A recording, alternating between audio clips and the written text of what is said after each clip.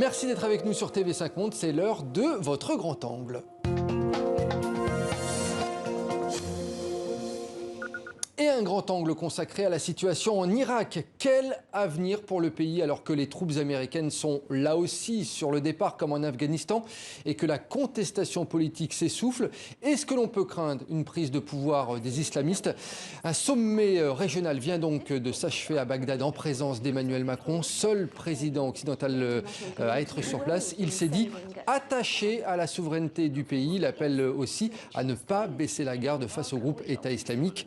Pour en parler avec nous en plateau, Adel Bakawan. Adel Bakawan, vous êtes sociologue franco-irakien. Merci d'être avec nous sur le plateau de 64 minutes. Les Irakiens observent-ils, selon vous, avec inquiétude ce qui se passe en Afghanistan actuellement? Pas vraiment.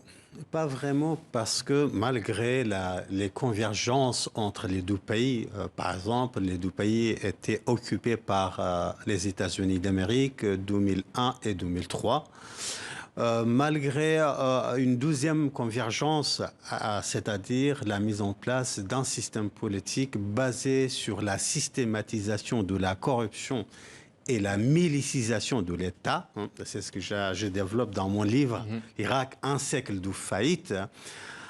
Malgré ces convergences, il y a une grande divergence. C'est qu'en Afghanistan, vous avez un mouvement national de type taliban qui est parfaitement capable de diffuser la violence et même le monopole de la violence, légitime ou pas, sur la totalité du territoire national.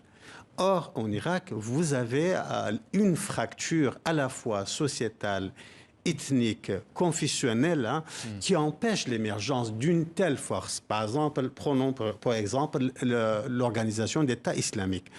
Dans le meilleur des cas, cette organisation peut diffuser son contrôle sur le territoire sunnite, mais jamais sur le territoire kurde ou chiites. Et c'est pareil pour la mobilisation populaire, c'est-à-dire les milices qui sont regroupées dans cette plateforme. Ils peuvent contrôler le territoire chiite dans le sud, mais jamais dans le territoire sunnite ou kurde. Donc selon vous, l'État islamique ne pourrait pas faire de l'Irak leur base arrière pour se développer encore plus dans la région? Non, l'organisation d'État islamique, même au sommet de sa force, n'avait pas les possibilités, objectivement parlant, pour s'imposer sur le territoire chiite ou sur le territoire kurde, mais dans les zones disputées, bien sûr. À votre avis, quelles seront les conséquences concrètes du départ des troupes américaines du pays? Alors, il faut dire les choses clairement. L'Irak n'est pas l'Afghanistan. En Afghanistan, les troupes américaines, les forces américaines, toutes natures confondues, étaient engagées dans le combat. Or, en Irak, depuis la fin de 2017, c'est-à-dire la fin du califat, début 2019, janvier 2018, jusqu'à aujourd'hui, nous n'avons jamais remarqué l'engagement des forces américaines au combat. Les forces combattantes, on parle bien des forces combattantes et on ne parle pas de la présence américaine en Irak.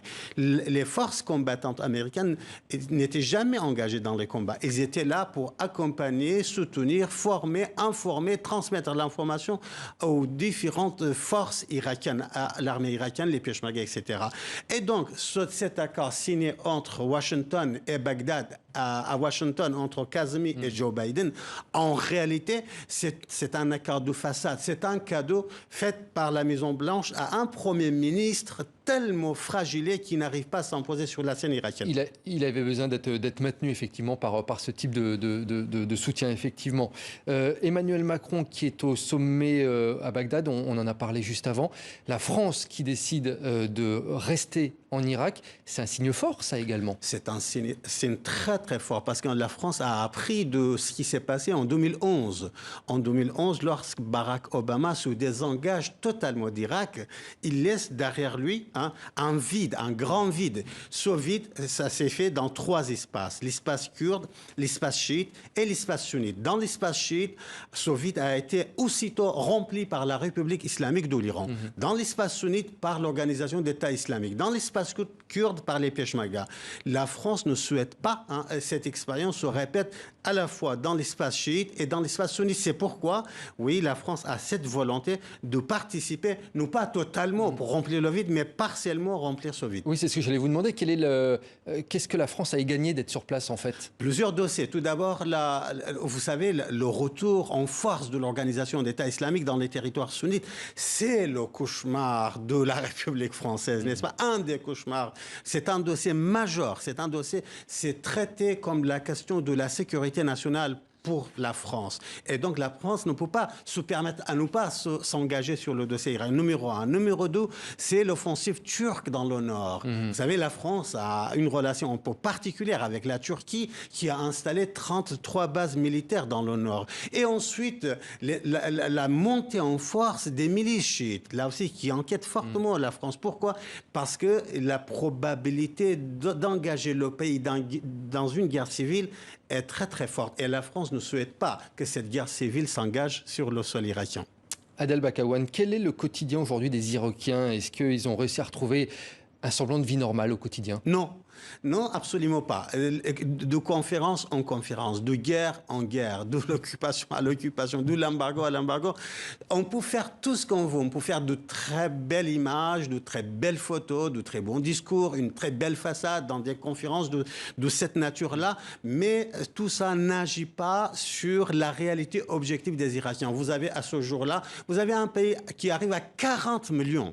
L'Irak, en 2003, on était 25 millions. Aujourd'hui, on est 40 millions. Sur les 40 millions, vous avez 67% de la population jeune. Mais justement, ces jeunes, ils avaient manifesté, ils avaient essayé de reprendre un petit peu leur destin en main. Oui, absolument, mais malheureusement, on les a écrasés. L'État irakien, l'État militaire irakien, entre 1er octobre 2019 et 31 décembre de la même année, en 3 mois, a massacré 600 jeunes, a blessé 23 000 jeunes et incarcéré 29 000 jeunes. Et donc, ce mouvement, malheureusement, a été réprimé dans le sang par l'État irakien.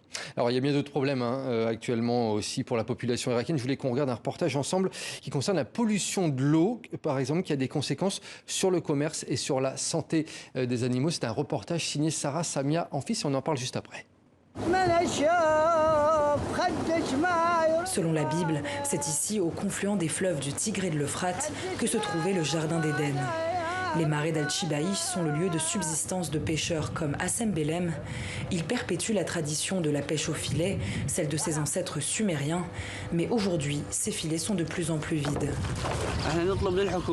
Si les marais sont pollués et asséchés, ça ne va pas seulement toucher la pêche, mais aussi les oiseaux et les animaux. C'est tout l'écosystème des marais qui est en danger. Ces héritiers d'une des plus anciennes civilisations au monde sont aujourd'hui menacés.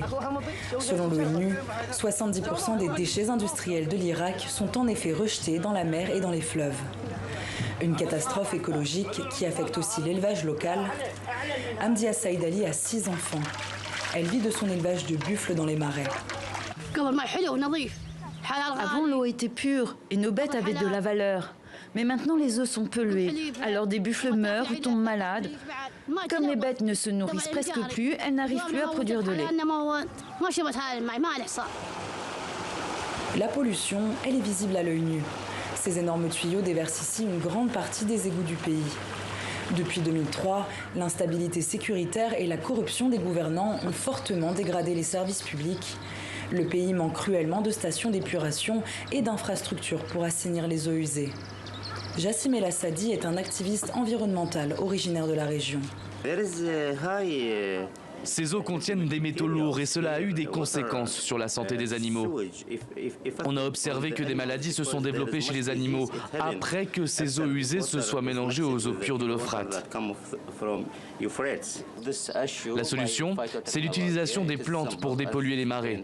Il est donc possible de traiter ces eaux avec un petit budget. Préserver les marais mésopotamiens, c'est aussi sauvegarder un patrimoine multimillénaire. Les Arabes des marais vivent dans des moudifs, des habitations faites à partir de roseaux et de nattes tressées. En bordure des marais, ce moudif est un lieu de rencontre des chefs de tribus locales. Le moudif est très ancien. Il date de l'époque sumérienne où nous avons conservé cet héritage qui vient de nos ancêtres. Le moudif joue un rôle de médiation entre les habitants, car ici, nous résolvons les conflits entre les tribus locales. Selon l'ONU, l'Irak est le 5e pays au monde le plus vulnérable au changement climatique. Cette situation menace à long terme l'agriculture, les industries, mais en premier lieu la santé de près de 40 millions d'Irakiens. Adel Bakawan, la santé, l'environnement, on a l'impression que finalement il y a énormément de dossiers à traiter en même temps en Irak. Comment est-ce qu'on fait? Oui, parce que tout simplement, l'État irakien ne dispose pas en soi des infrastructures pour fonctionner autant qu'État souverain. Cet État, si il fonctionne, c'est parce qu'il y avait ce que j'appelle dans mon livre une cogestion américano-iranienne pour que cet État reste dans le cadre reconnu internationalement. Le jour où cette cogestion tombe, le lendemain, il n'y aura plus d'État irakien. Est-ce qu'il y a des défis prioritaires qui attendent l'Irak pour les semaines, les mois à venir? Bien sûr. Tout d'abord, éviter la guerre civile. Ensuite, éviter le retour en force de Daesh. Et éviter une guerre entre le PKK installé dans le territoire irakien et l'armée turque qui pénètre. Et ensuite, et avant tout, bien évidemment, éviter la faillite économique de l'État irakien, qui n'arrive plus à verser les salaires des fonctionnaires. Et une dernière question, est-ce qu'il y a un homme, est-ce qu'il y a un mouvement populaire qui pourrait justement prendre cet élan en main ou pas? Absolument pas. C'est ça la tragédie irakienne. La tragédie irakienne, c'est que l'Irak parle au monde, à tout le monde. Dans cette conférence, on a réuni les Iraniens et les Saoudiens, n'est-ce pas? Les Français et les Turcs, les Qataris et les Émiratis. Mais la tragédie irakienne, c'est qu'ils n'arrivent pas à se parler entre eux et élaborer un contrat social. Merci beaucoup Adel Bakawan d'être venu sur le plateau de 64 minutes sur TV5 Monde.